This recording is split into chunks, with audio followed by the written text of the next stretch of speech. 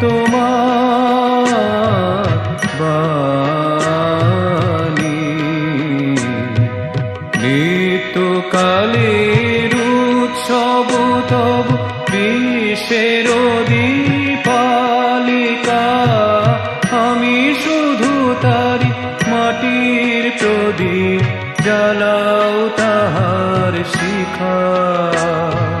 নিত্যকালের উৎসব তব বিশ্বের দীপালিকা,